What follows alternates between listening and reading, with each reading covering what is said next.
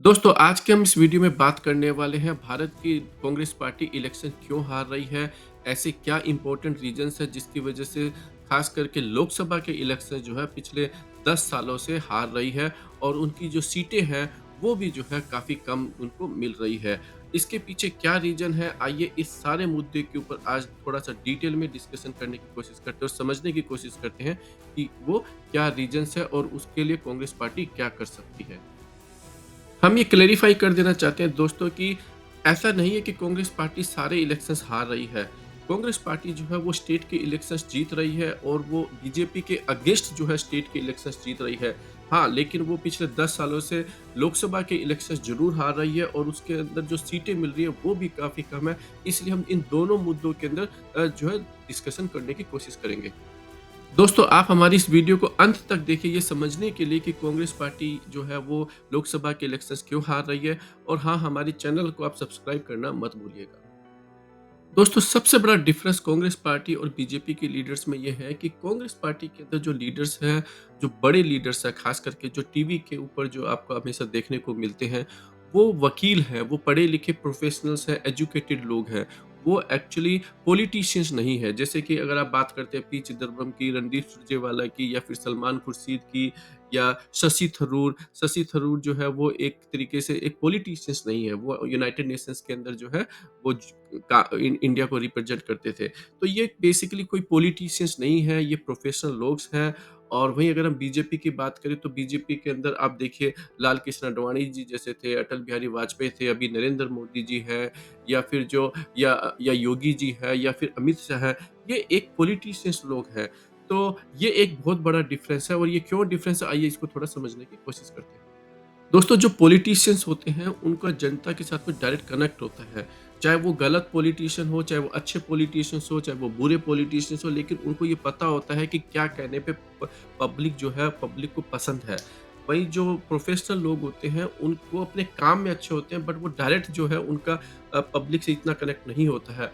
उनको ये नहीं पता होता है कि पब्लिक को क्या बोलने पर पब्लिक जो है उनकी तरफ अट्रैक्ट होगी। तो जब आप कोई इलेक्शन स्ट्रेटेजी बनाते हैं, जब आप कोई पॉलिसी बनाते हैं, तो आप अच्छी पॉलिसी बना सकते हैं, लेकिन क्या वो पब्लिक को पसंद आएगी अच्छी पॉलिसी होने के बाद में भी? ज़रूरी नहीं है। तो ये जो एक डिफ़रेंस है, ये बहुत बड़ा डिफ़रेंस है कांग्रेस और बीजेपी के अंदर। और जो दूसरा सबसे बड़ा इश्यू है दोस्तों, जो कांग्रेस के जो पुराने पॉलिटिशियंस हैं, वो अभी भी पुरानी पॉलिटिक्स खेल रहे हैं। और आप अगर देखोगे तो कोई भी जनरली जो बीजेपी कांग्रेस का जो पुराना पॉलिटिशियंस है, वो सोशल नेटवर्किंग के ऊपर इतना एक्टिव नहीं है। इनफैक्ट आज भी जो ओवरऑल जो कांग्रेस पार्टी है, वो बीजेपी से सोशल नेटवर्किंग के अंदर काफ़ी पीछे है। 2014 के अंदर जब नरेंद्र मोदी ने अपना कैंपेन स्टार्ट किया था तो ट्विटर के ऊपर इतने एक्टिव होते थे उनके जो आईटी सेल के लोग हैं। आप अगर एक मैसेज भी बीजेपी के अगेंस्ट में या फिर खास करके नरेंद्र मोदी के अगेंस्ट में करोगे तो आपको 5 लोग जो है कम से कम रिस्पॉन्ड करेंगे। और अगर आप फिर से आप रिस्पॉन्ड करोगे तो आपको वापस रिस्पॉन्स मिलेगा। आप जब तक थक नहीं जाओगे तब तक आप जो है आपके वो जो आईटी सेल के बंदे होते तब तक आपको रिस्पॉन्ड करते रहते थे। तो इतने लेवल का जो है उनका आईटी सेल का कैंपेनिंग चलता है। इसके अलावा दोस्तों कांग्रेस जो है वो बीजेपी से सोशल नेटवर्किंग में काफ़ी पीछे है। आप आए दिन जो है व्हाट्सएप ग्रुप के अंदर ख़ास करके जब इलेक्शंस आते हैं और इलेक्शंस जब नहीं होते हैं तब भी कुछ न कुछ आपको कांग्रेस के अगेंस्ट में बीजेपी के द्वारा जो है आपको कैंपेनिंग जो है दिख जाएगी। आपको कोई न कोई वीडियो मिल जाएगा, आपको कोई न कोई फेसबुक के ऊपर कोई न कोई प्रोफ़ाइल मिल जाएगी, चाहे वो राम मंदिर से रिलेटेड हो, चाहे वो हिंदू रिलिजन से रिलेटेड हो।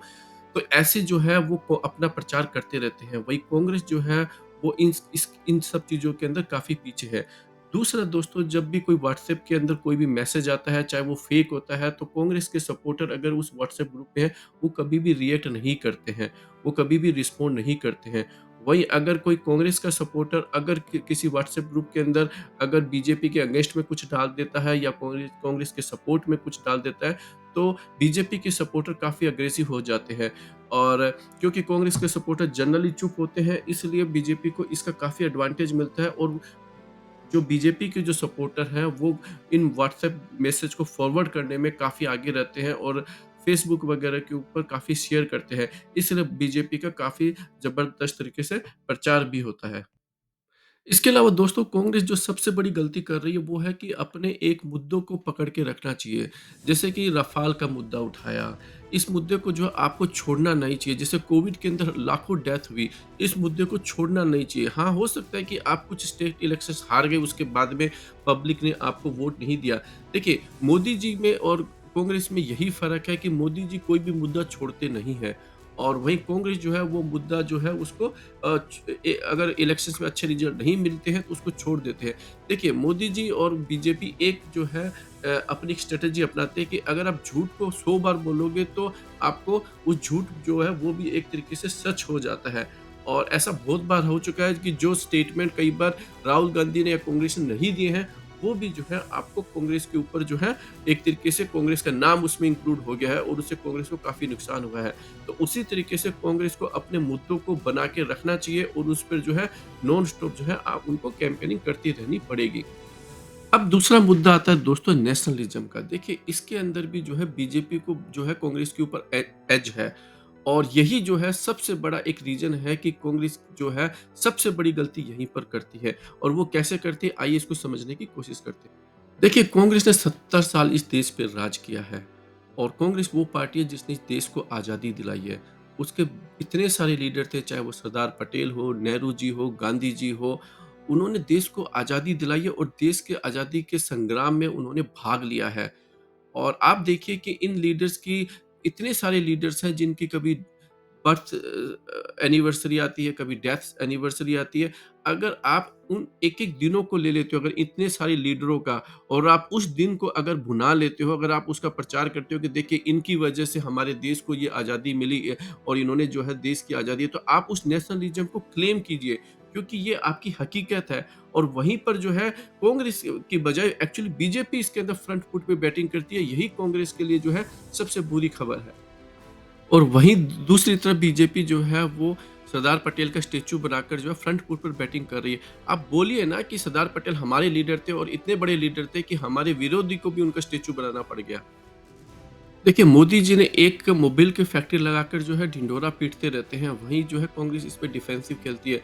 अरे आप देखिए आपने क्या-क्या कितने बड़े-बड़े काम किए, आपने ग्रीन रेवोल्यूशन किया, रेलवे नेटवर्क किया, रोड नेटवर्क किया, मिसाइल के जितने भी प्रोग्राम आज चल रहे हैं और जो जितने भी मिसाइलें बनी है सब कांग्रेस की देन है। फाइटर जेट प्रोग्राम जो कि आपका एलसी है, ये भी कांग्रेस की देन है। बैंकिंग रिवॉल्यूशन जो है वो कांग्रेस की देन है।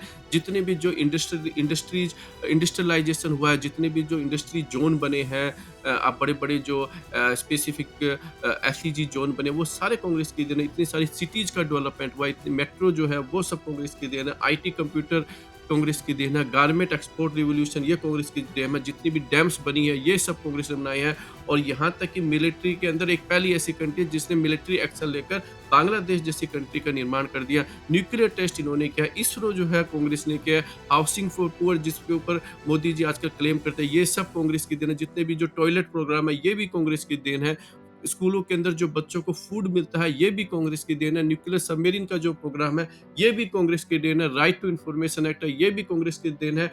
और जो लोगों के बैंकों के अंदर जो पैसा जो मोदी जी डाले हैं, डायरेक्ट बैंक ट्रांसफर, ये भी कांग्रेस की मनमोहन सिंह की देन है। फूड सिक्योरिटी एक्ट जो कि आपको फ्री में 80 करोड़ लोगों को फूड दिया जा रहा है, ये भी कांग्रेस की देन है। और जो है मिनिमम 100 दिनों का रोजगार मिलेगा, मनरेगा, ये भी कांग्रेस की देन है। तो कांग्रेस को अपने इन सारे कामों का जो है प्रचार करना चाहिए और इसके ऊपर फ्रंट पिच पे आकर बैटिंग करनी चाहिए और जबरदस्त जो है व्हाट्सएप और जो फेसबुक पे उसके ऊपर प्रचार करना चाहिए। कांग्रेस के जो बड़े लीडर्स हैं उनको आपस में लड़ना बंद करना पड़ेगा। जैसे कि सचिन पायलट और गहलोत जी लड़ रहे थे और वो एक तरीके से जीते हुए इलेक्शन को जो है वो हार गए। और यही हाल जो है वो मध्य प्रदेश में था 2000 जो 18 में कांग्रेस की गवर्नमेंट बनी और ज्योतिरादित्य सिंधिया जो है कांग्रेस से लड़कर अलग हो गए।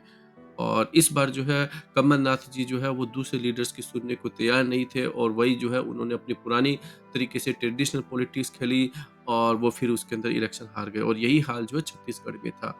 हाँ, तो ये जो है कांग्रेस के लीडर को समझना पड़ेगा कि अगर आपको इलेक्शन लड़ना है तो आप जो है आपस में फाइट करना बंद कीजिए और हाँ, हर बात पर जो है राहुल गांधी को टारगेट करना बंद कीजिए क्योंकि राहुल गांधी जी ही एक ऐसे लीडर है कांग्रेस के अंदर जो पॉलिटिक्स खेलते हैं, पॉलिटिक्स करते हैं और मोदी जी की जो है उनके खिलाफ जो है चुनौती जो है प्रेज़ेंट करते हैं। और जो दूसरे लीडर हैं वो ख़ास करके जो है मोदी का राहुल गांधी के अगेंस्ट में या कांग्रेस के अगेंस्ट में ही कोई ना कोई जो है स्टेटमेंट देते रहते हैं और उनको ऐसा करने से बचना चाहिए।